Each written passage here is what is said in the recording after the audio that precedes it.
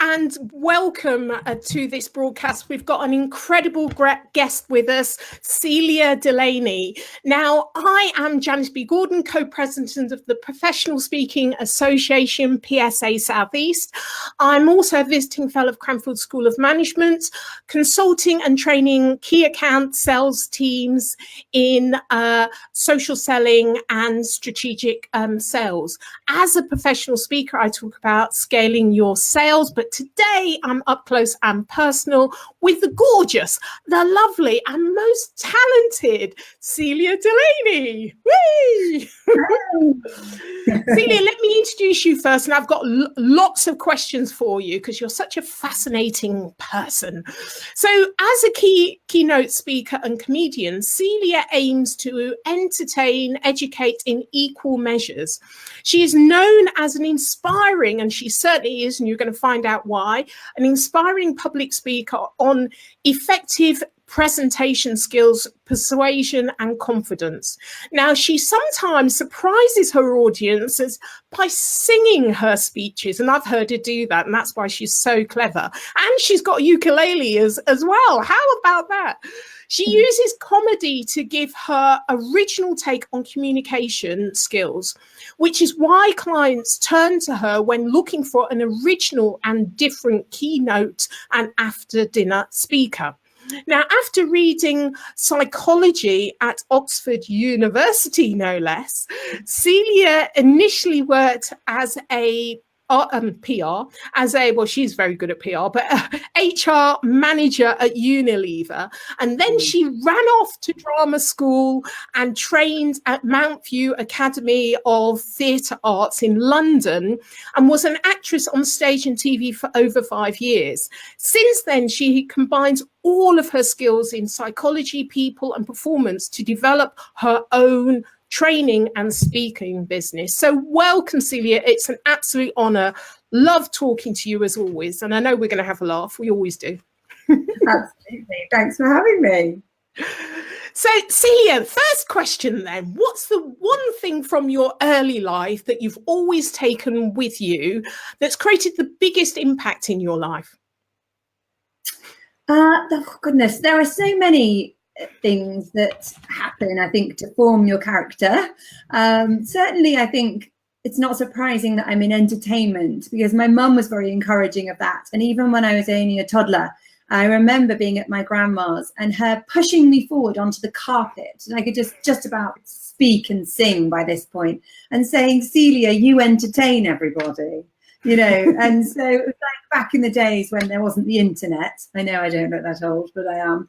And so, you know, we just used to make our own fun. So it's not surprising, really, that I ended up making my living singing and making jokes and being silly, because my family were always really into that. And they're all, although none of them are in the performing arts, they're all really fun and funny, and they like making a joke and having a game. So I think that's very much shaped me as a person.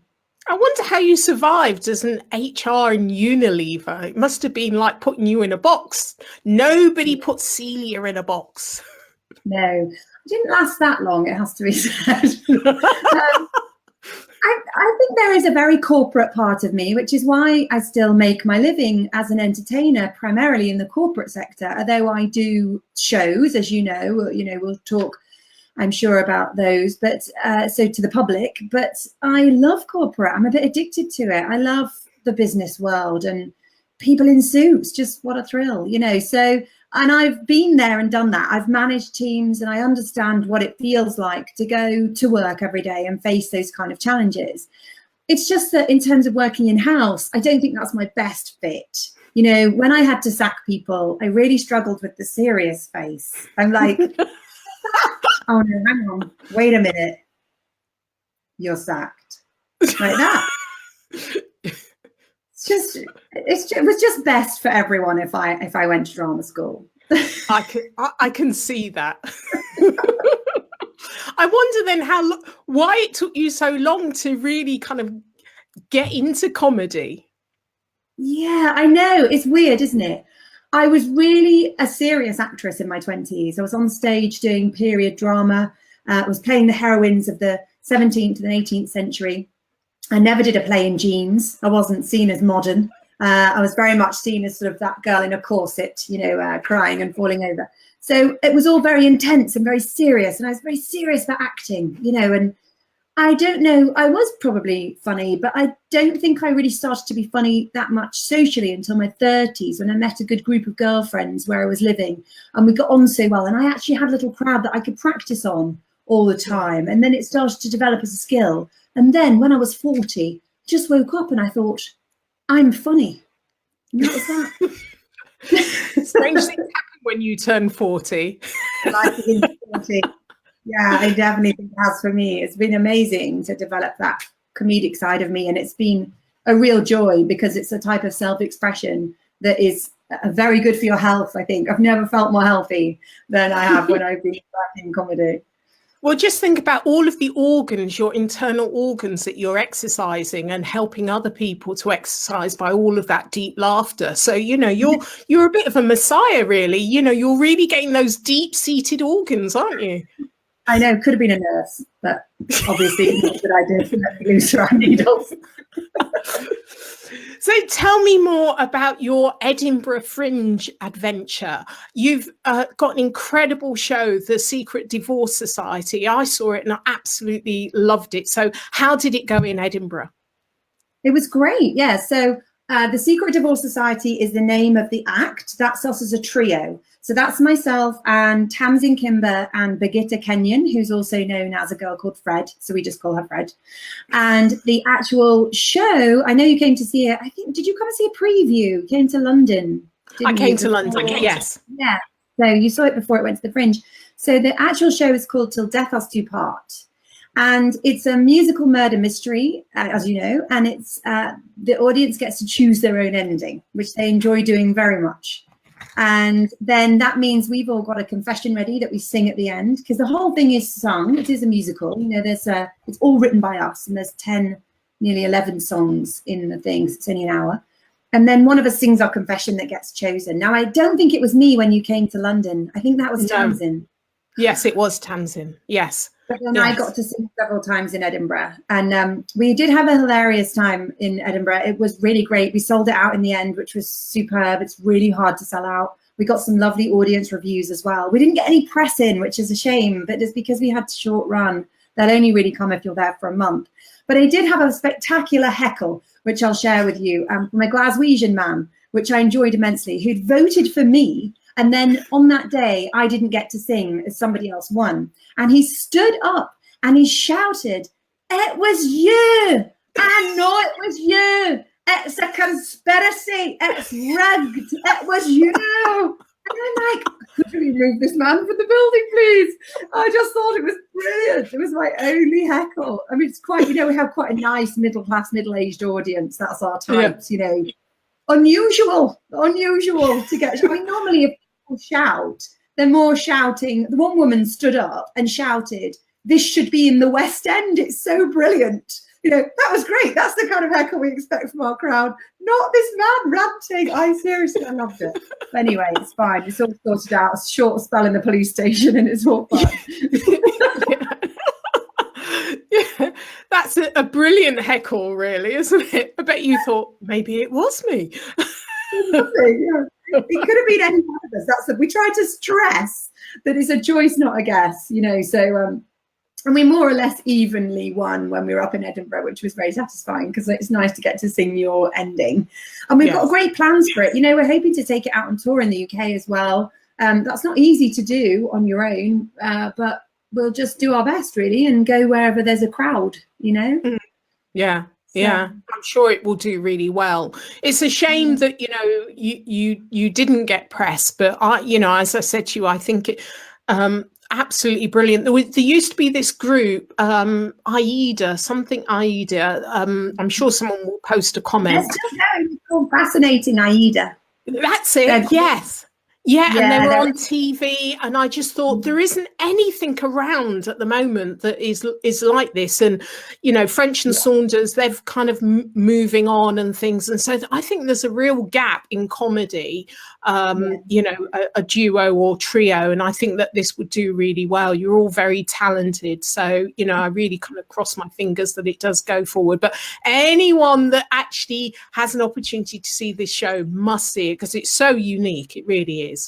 Yeah, well, they can keep up to date on that stuff, which is separate to what I do on my own, at thesecretdivorcesociety.com online. We'll list any dates on there. And if they want to sign up to our mailing list, just get in touch with us through that website, you know, because we've started a little mailing list now that we've done a few shows, so that we can start to build a little crowd and see. Yeah, we would absolutely love to be the next Fascinating Aida. You know, we think they're amazing. And my early inspiration was Victoria Wood, if anyone remembers.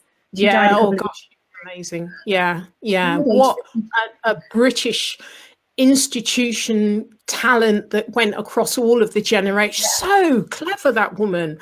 You know, her words and her lyrics, and then, you know, in fact, you're very much like her, you know, because you seem to take up musical instruments and write your own lyrics and all of this stuff. So yes, I can see the connection now. I can't play the piano, unfortunately, but I'll learn. I'm going to learn someday. So let's talk about your main business. Now, you talk about persuasion as being able to move people from one state to another as quickly as possible. Now, you've got an infamous story about how you moved someone on the London Underground. Perhaps you could share that with us. Do you want me to tell you what happened? Go on. This is a true story. I took an in-house role a few years ago, because sometimes with my HR background, and I'm qualified in HR as well with CIPD, sometimes some juicy role comes along and I just think, yeah, I'll do that. So I was doing this role for 6 months with a brilliant employer. I won't say who it was, in case this puts them in a bad light. And I was commuting into the centre of London on the tube. And I didn't think it was making me stressed at all. I thought I was totally fine. Until one day, I was a bit late for work, and there was a woman in front of me, and she was being very slow getting onto the carriage, and I really needed to get into the carriage to get to work. And so I pushed her onto the carriage, and so that I could then get on behind her. You know, now I should probably explain that I grew up in Sheffield. If you're struggling with the accent, Janice, it's posh northern. You probably haven't come across it. I'm from Leicester, do you mind? So we're pretty posh northern as well. But, yeah, posh northern. I'm very naughty about that, you know, about Yorkshire and educated. But yeah, so I used to work in bars in Sheffield, and this is where I got this technique from, because I used to have to get through a very crowded bar. And in order to get through the bar, you've really got to move people, you know, and so I just would put my hands on either side of their shoulders and just displace them in space and time. And they wouldn't mind, you know, because they were drunk. But this woman, unfortunately, was sober. So I'd slightly underestimated my audience here, because as I got on and the doors closed behind me and I thought, I've done it, I'm getting to work, she clearly did not feel very good about it, because she turned to me, and she was very small. So she looked up at me like this. And she said, "You pushed me." And I said, I think you'll find I moved you. She was not aware of this background in bars, you see. So she was like, "You pushed me." And I said, "I moved you." And this went on for a few stops until she got off and went to work. And I thought that was the end of it, until I ended up in court. Wow. Yeah.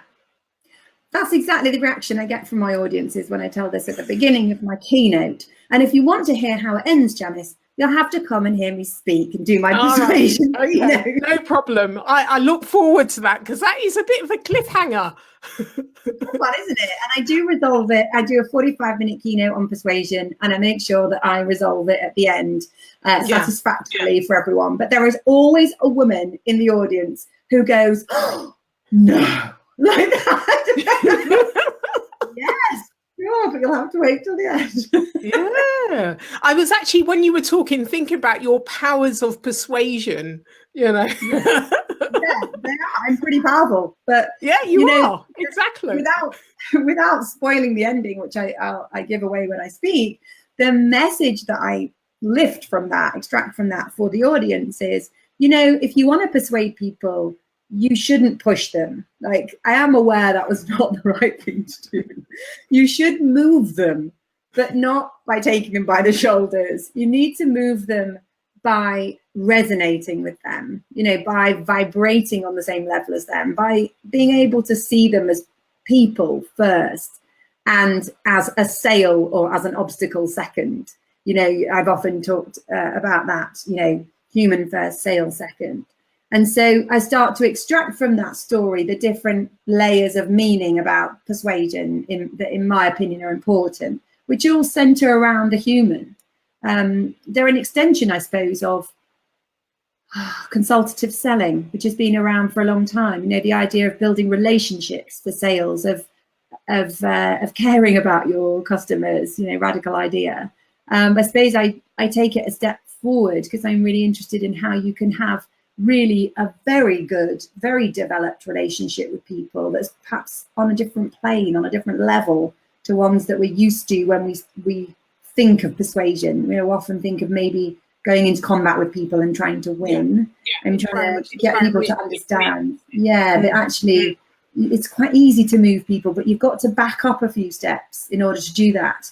And you've got to get them on side, and it is a lot of those things about rapport, but it's perhaps quite deep for some people. They haven't really thought about human interaction that much before, so it's trying to convince people that it really works, that if you can charm people, if you can kind of love them into submission, that is a really great way to go around the world, and it's a really easy way to get what you want.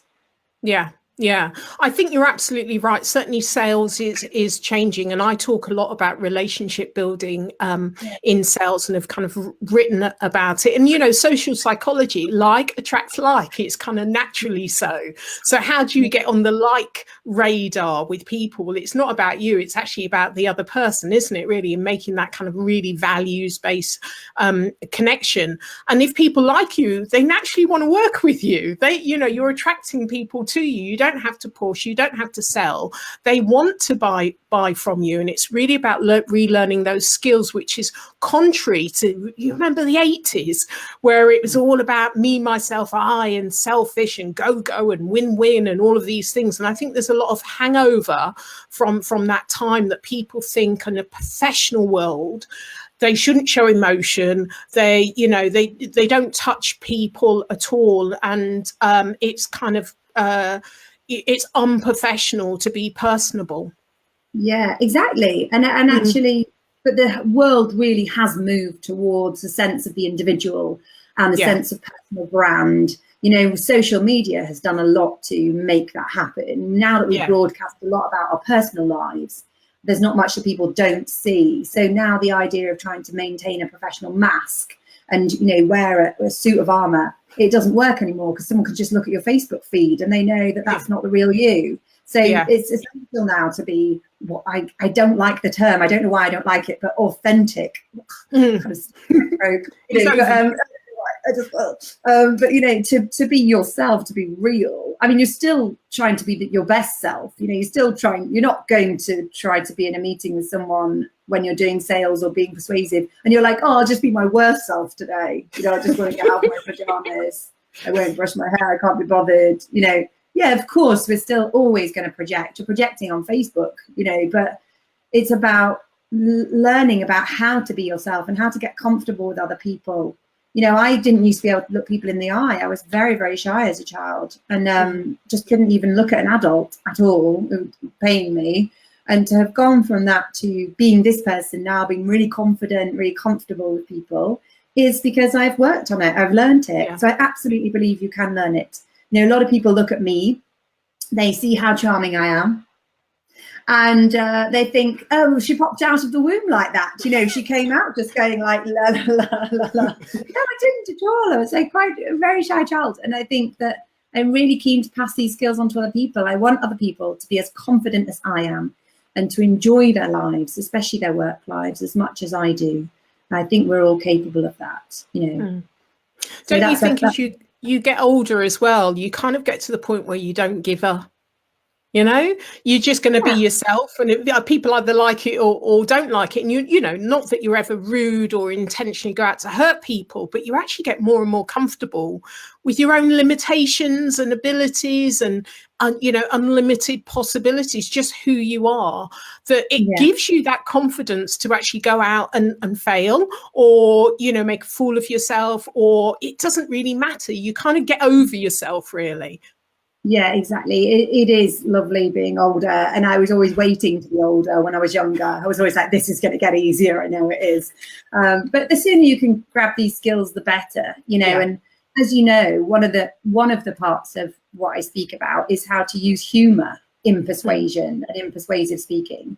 And I think that's a great tool for persuading, because what it does is it brings a lot closer and a lot quicker a sense that you know each other. If you're funny with each other, it feels like you're friends, and that you have therefore trust. And trust is what we're all trying to get to as quickly as we can in persuasion and sales. And so, because who is it that banters together? Who is it that laughs together? It's friends. It's not enemies, is it?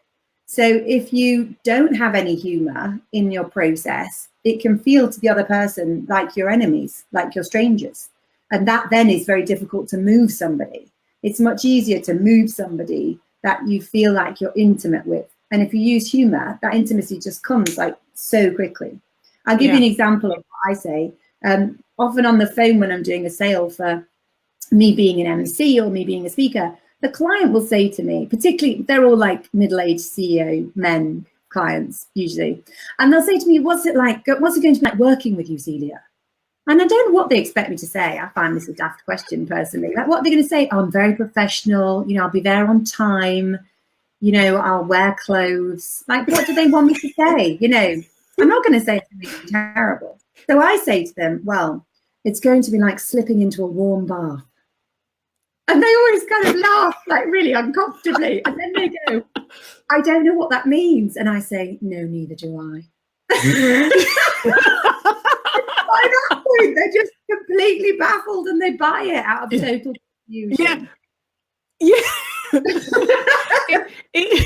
It is a great strategy, you know, to discombobulate people, you know, and just kind of get them on the back foot, really. And especially the more senior they are. I've got a story with, I call him Sir Bond, and that was his real name. It wasn't James. And I sat next to him, and it was someone on the outside of the aisle. It was this big corporate kind of speaking thing. And I said, room for a little one, knowing that there was a seat in from the aisle. And this man didn't want to move, but I was already moving in. So when I sat down, I turned to the guy and, you know, had a little laugh and a joke with him. And he asked me if I had vodka in my glass. And I said, no, it's water, but I've got a hipster in my bag if you'd like some. So that's how it continued. Yeah. Anyway, so they gave me their card at the end because especially senior CEOs don't really get much of an opportunity to let down their guard and have a laugh. And if you just doesn't matter what level, what they do, Prime Minister, I don't care. Treat people as people and help them to relax. You know, he is the most senior person at that time, besides, you know, kind of Prime Minister, literally just one down from that. But I don't mean in terms of power, the amount of senior leaders all over the world that you're constantly having dinner with. So it's really hard for people like that to be normal. Even to their wives, I've met a few of them, they're not very normal. They have this, you know, facade that they can't let go of. So I think our jobs is actually to help people be relaxed. Definitely. You know, and just be themselves and just have a laugh and be human again. Yeah, I definitely agree. I mean, that's a big part of what I do. I really only work with senior people when I'm coaching one-to-one on speeches. It's just with board level executives. And I just like those people. I like them because they're clever and they've achieved a lot in life. And they're usually very passionate about giving back as well. So I just like them. but they like me because I'm the one person that will say no to them or say, that's a daft idea. Or, you know, you're not going to say it like that, are you? You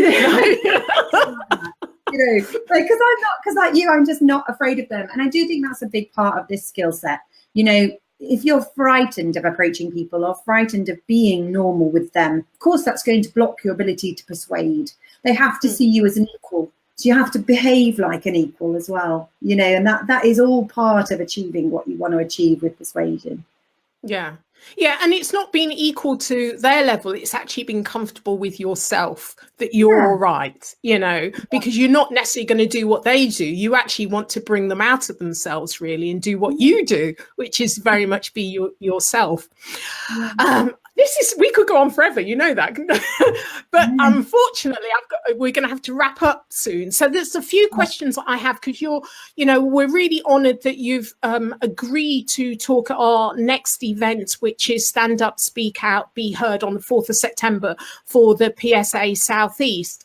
And not only are you speaking, but you're also emceeing the event, which is amazing.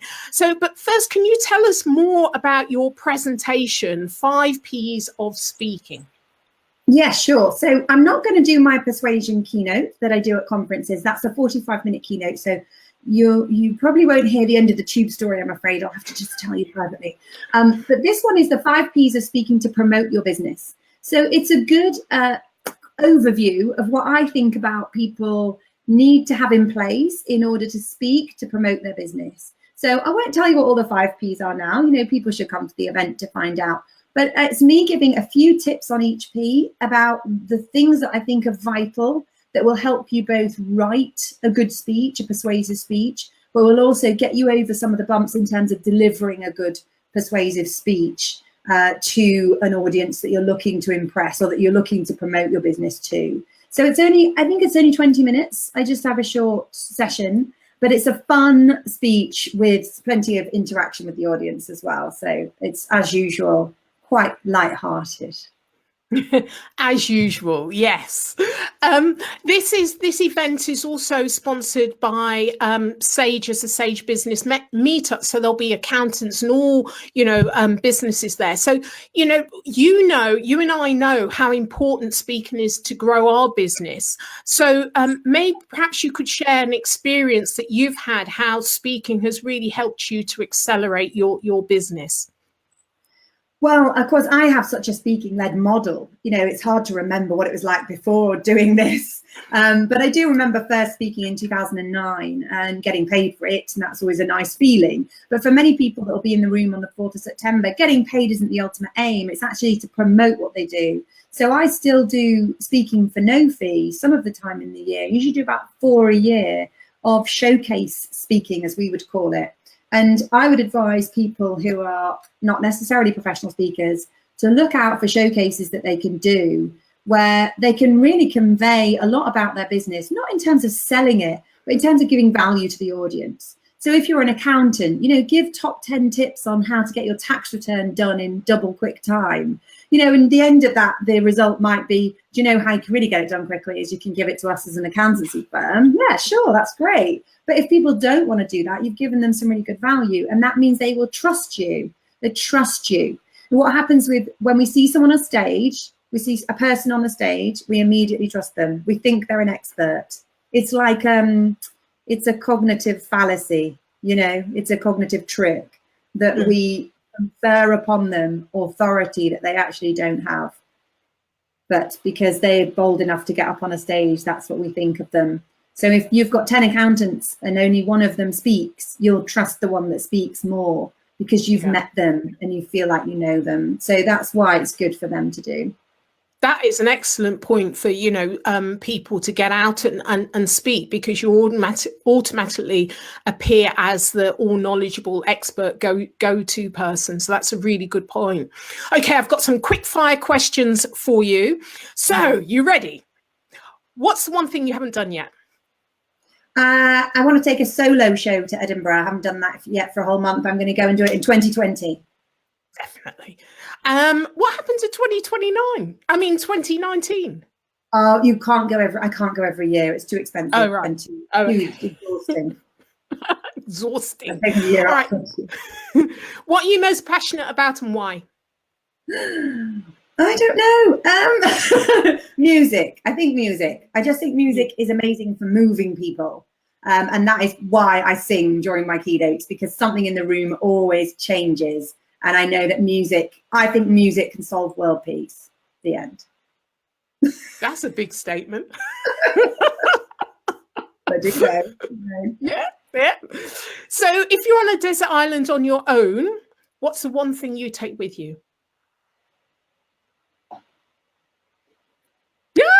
Ukulele. Yeah, my little, I wouldn't be without it. And then I could learn how to play it. Could I have plenty of time? That would help. I love my uke. Yeah, this is what I say. This will keep me happy. Brilliant. Yeah. Lovely. Excellent. Thank you so much for spending some time with us and giving us your insight and knowledge. It's been fun, but I wouldn't expect any less, really, because I think I'm funny, but you really are funny. So, yeah, I've really enjoyed it. Please do come and see more of Celia on September the 4th. You're going to see her all day. You're going to, have your fill of her. And if you actually get to talk to her, which I'm sure you will, you might get to the end of her story of how she moved someone on the tube got into trouble. So I will post the link to all of that below. So thank you so much. It's been a pleasure. Thanks very much. Bye. Bye.